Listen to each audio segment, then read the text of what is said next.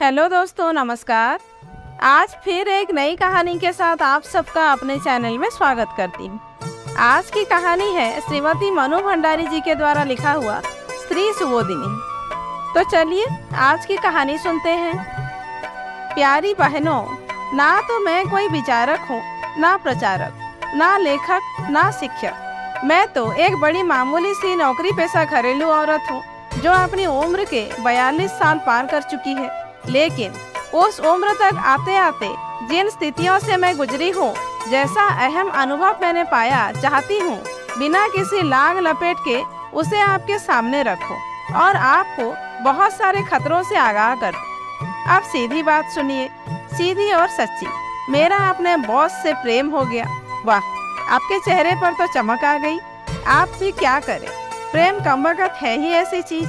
चाहे कितनी ही पुरानी और घिसी पिटी क्यों ना हो जाए, एक बार तो दिल फड़क ही उठता है, चेहरे चमचमाते ही लगते हैं। खैर, तो यह कोई अनहोनी बात नहीं थी। डॉक्टरों का नर्सों से, प्रोफेसरों का अपनी छात्राओं से, अफसरों का अपनी स्टेनो सेक्रेटरी से प्रेम हो जाने का हमारे यहाँ आम रिवाज।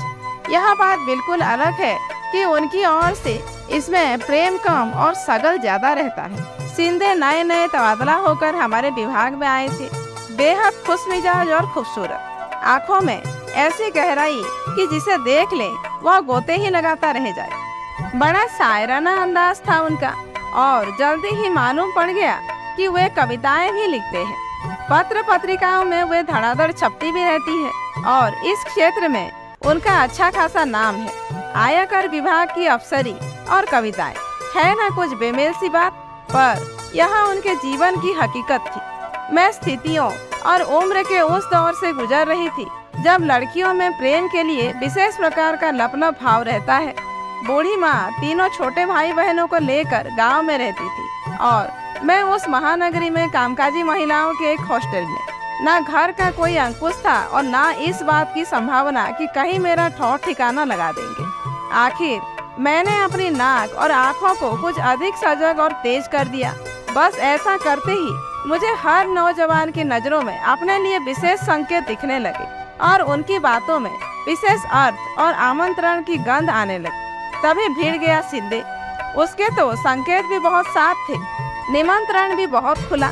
लगा किस्मत ने 56 पकवानों से भरी थाली मुझ भुक्कड़ के आगे परोस कर रख दी है। सो मैंने ना उसका आगा पीछा जानने की कोशिश की और ना अपना आगा पीछा सोचने की। बस आंखें मूंदी और प्रेम की डगर पर चल पड़ी। हर प्रेम की शुरुआत करीब करीब एक सी होती है। प्रेमियों की वे सारी बातें चाहे जितनी रोमांचकारी और गुदगुदाने वाली लगे, देखने सुनने वालों को बड़ी उबाऊ और सपाट लगने लगती है। सामे हमारे किसी रेस्तरां के नीम अंधेरे कोने में बीतती तो कभी बात के झुरमुट के बीच, कभी हम आपस में उंगलियां उलझाए रहते तो कभी वह मेरी लटों से खिलवाड़ करता रहता। एक बार उसने कविता में मेरे बालों की उपमा बदली से दे दी। बस फिर क्या था, मैं जब जब गोदी में रखे उसके सिर पर झुककर बदली छितरा देती और वह उचक कर, यह क्या? आपकी आंखों में तो अविश्वास उभर आया। मैं समझ गई, एक सीनियर अधिकारी और ऐसी छिछोरी फिल्मी हरकतें। पर सच मानिए, अब मैं भी दावे के साथ कह सकती हूँ कि यहाँ के हर पुरुष के भीतर एक ऐसा ही फिल्मी हीरो आसन मारे बैठा रहता है और जब तक वह पूरी तरह तृप्त न हो जाए मरता नहीं। उम्र के किसी भी दौर पर उस समय चाहे वह बच्चों का बाप ही क्यों न हो, जरा सा मौका मिलते ही भड़बड़ा कर जाग उठता है और पूरी तरह अपनी गिरफ्त में जकड़ लेता है। फिर तो बड़ी बड़ी तोपें तक ऐसी बचकाना और बेवकूफाना हरकतें करती है कि बस तौबा। ना कोई शर्म, ना उम्र का लिहाज। आजकल की लड़कियों ने उस राज को अच्छी तरह समझ लिया है। पर मैं तो उन बहनों को सावधान करना चाहती हूँ जो शादी के पहले ही से उस हीरो के चंगुल में आकर अपने को चौपट कर लेती है। हाँ, तो मैं पूरी तरह सिंधेमयी हो गई। पर तभी एक भयंकर झटका लगा, बल्कि कहूँ कि जो लगा उसके लिए झटका शब्द हल्का है। मालूम पड़ा कि सिंधे की एक अदद बीवी है जो पहली बार पुत्रवती बनकर 5 महीने बाद अपने मायके से लौटी है। यानी एक अदद बीवी और एक अदद बच्चा। मुझे तो सारी दुनिया ही लड़खड़ाती नजर आने लगी। लगा मैं बहुत बड़ा धोखा खा गई। मेरे भीतर गुस्सा बुरी तरह बलबलाने लगा। बीवी बच्चे के रहते मेरी ओर प्रेम का हाथ बढ़ाने का मतलब? मैंने जब भी उससे घर और घरवालों के बारे में पूछा, वह 3-4 शेर दोहरा दिया करता, जिसका शाब्दिक अर्थ होता था, मेरा ना कोई घर है, ना दर, ना कोई अपना, ना पराया। इस जमीन और आसमान के बीच मैं अकेला हूँ, बिल्कुल अकेला। पर मेरे लिए इन शेरों का सीधा साधा अर्थ था हरी झंडी, लाइन क्लियर। सो मैं सपाटे से चल पड़ी, बल्कि चलने में थोड़ा फुर्ती भी की। आप तो जानती ही होंगी कि इस उम्र तक शादी ना होने पर लड़कियों में एक खास तरह की हड़बड़ाहट आ जाती है। चाहती हैं जैसे भी हो जल्दी से जल्दी प्रेमी को पूरी तरह कब्जे में करके पति बनाकर अपने टेंट में खोस ले। मैं भी इसी नेक इरादे से लपक रही थी कि बीच में ही औंधे मुंह गिरी। पर गिरने नहीं दिया सिंधे ने, हाथों हाथ झेल लिया। उसने बिना किसी बात को मौका दिए मुझे बाहों में भर लिया और धुआंधार रोने लगा। पिता के दबाव में आकर की हुई शादी मेरे जीवन की सबसे बड़ी ट्रेजेडी बन गई। बीवी के रहते भी मैं कितना अकेला हूँ। 2 अजनबियों की तरह एक छत के नीचे रहने की यातना, ऐसी ऐसी बातों के न जाने कितने टुकड़े आंसुओं से भीग भीग कर टपक रहे थे। मेरा विवेक मुझसे संकल्प करवा रहा था कि लौट जाओ, इस दिशा में अब एक भी कदम मत बढ़। मैं रो रो कर अपना संकल्प दोहरा रही थी, वह रो रो कर अपना दुख दोहरा रहा था। इसी तरह हम 2-3 बार और मिले, वही बातें, वही रोना। मैंने सोचा था कि आंसुओं के साथ मैं अपना सारा प्रेम और गम भी बहा दूं और हमेशा के लिए अलविदा कहकर लौट जाऊंगी, पर हुआ एकदम उल्टा। आंसुओं के जल से सींचकर प्रेम की बेल तो और ज्यादा लहलहा उठी। आप देखिए ना, मीरा का पद आंसुअन जल सींच सींच बचपन से पढ़ा था। पर हम सबकी ट्रेजेडी यही है कि स्कूली शिक्षा को जीवन में बुनते नहीं। शिक्षा एक तरफ, जीवन एक तरफ, और इसीलिए ठोकर खाते हैं। यही हुआ। उसका दुखी और दयनीय चेहरा देखकर मेरे मन में प्रेम का ज्वार उमड़ने लगा। उसके आंसुओं ने प्रेम को इतना गीला और रपटीला बना दिया कि वापस मुड़ने को तैयार मेरा पैर अपने आप को स्वाहा करने के लिए आगे बढ़ गया। सिंधे इस मैदान का पक्का खिलाड़ी था। मेरे असमंजस और दुविधा को चट भाप गया। केवल भाप ही नहीं गया, वरन उसने यह भी महसूस कर लिया कि बीवी की उपस्थिति से हमारे प्रेम में आपातकालीन स्थिति पैदा हो गई है। अब यदि इसे बचा कर रखना है तो प्रेम करने के तरीके में एक क्रांतिकारी परिवर्तन लाना होगा। बिना उसके मामला चलने वाला नजर नहीं आ रहा है। रेस्तरां और बाग बगीचा के बीच तो यह परिवर्तन आ नहीं सकता था। इसीलिए बड़ी शिद्दत के साथ एक कमरे की तलब महसूस होने लगी। 3-4 कमरा मुलाकातों में ही मैंने समझ लिया कि इन मुलाकातों के कारण उसके भीतर किसी तरह का अपराध बोध या कुछ गलत करने का भाव लेस मात्र ही नहीं है। वह काफी तृप्त और छका हुआ लगता था। मुझे समझते देर नहीं लगी कि शरीर के स्तर पर भी मैंने अपने को उसके लिए अनिवार्य बना लिया है। मुझे पक्का विश्वास हो गया कि मेरा यह समर्पण तुरुप के इक्के की तरह कारगर सिद्ध होगा और बाजी मेरे हाथ। निश्चय ही इन मुलाकातों में मेरे प्रेम को बड़ी मजबूत बैसाखियां थमा दी और मेरे लड़खड़ाते कदम फिर जम गए। वह मेरे साथ भविष्य की योजनाएं बनाता, पर उन्हें अमल में लाए तब तक के लिए एक मौन समझौता हम लोगों के बीच हो गया। अपना शरीर, अपनी भावनाएं उसने मेरे जिम्मे कर दी और घर, बच्चा, बूढ़ा बाप और सारी पारिवारिक खिचखिच बीवी के जिम्मे। इस विभाजन में मैं कुछ समय के लिए परम प्रसन्न। यूं भी इस उम्र में आदमी को सबसे ज्यादा भरोसा अपने शरीर पर ही होता है। शरीर पा लिया, समझो दुनिया जहान हथिया दिया। ऊपर से मुझे वह कभी बातों से तो कभी कविताओं से समझाता रहता कि मन और शरीर की पवित्र भूमि पर ही असली प्रेम पनपता है। घर की 4 दीवारी के बीच निरंतर होने वाली खिचखिच में तो वह मरता ही है। मैं समझती रहती और अपने को बहुत पुख्ता जमीन पर महसूस करती। वह बातें ही ऐसी करता कि संदेह की कोई गुंजाइश नहीं छोड़ता। मुझे पूरा विश्वास था कि एक दिन वह खूंटे से उखड़कर मेरी गिरफ्त में आ जाएगा।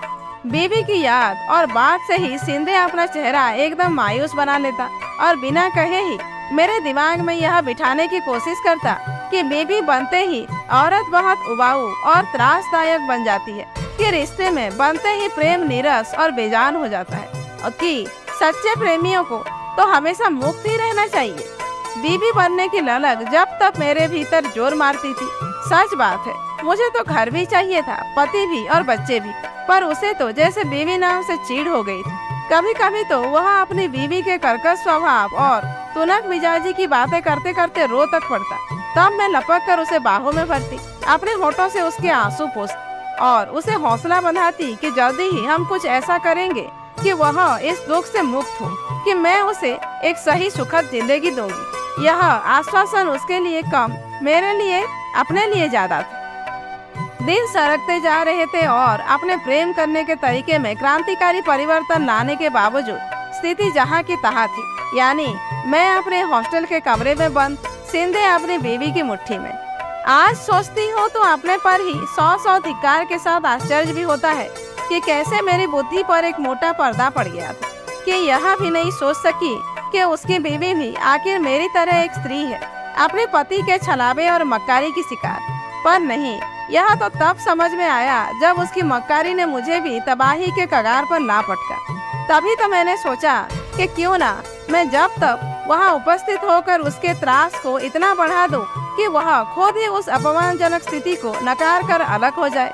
रकीब को सामने देखकर अच्छों के हौसले पस्त हो जाते हैं। फिर अपमान और उपेक्षा की आग में चुलसी इस औरत का हौसला ही क्या होगा। और यही सोचकर आखिर मैं एक दिन सिंधे के घर जा दमकी। एक सुहागिन औरत की सारी नियामतों, यानी कि बूढ़े ससुर के बरदस्त की छत्रा छाया और बच्चे के पोतड़ों के बंधन बार के बीच दो नाई पूतो फली भाव से वह कुर्सी पर विराजमान थी। मुझे देखकर उसके चेहरे पर किसी तरह का कोई विकार नहीं आया। विकार तो मुझे देखकर सिंधे के चेहरे पर आया, जिसे उसने थोड़ी सी कोशिश करके अफसरी नकाब के नीचे ढक लिया। दफ्तरी भाषा में दफ्तरी बातें करके उसने मुझे चलता किया, पर बाहर निकलने समय हाथ दबाकर लाड़ से लिपटी हल्की सी फटकार के साथ शाम को कमरे पर आने का निमंत्रण भी दे दिया। मैं उसकी बीवी को त्रस्त करने गई थी, पर खुद ही त्रस्त और पस्त होकर लौटी। मुझे आश्चर्य हो रहा था कि यह औरत है या मांस का लौंदा। इसका आदमी 3 साल से एक दूसरी लड़की के साथ मस्ती मार रहा है और उसे कोई तकलीफ ना कष्ट। मैं इसकी जगह हूँ तो शायद एक दिन भी इस तरह की अपमानजनक स्थिति को बर्दाश्त न करूँ। इसके शरीर पर चमड़ी लिपटी है या गेंडे की खाल।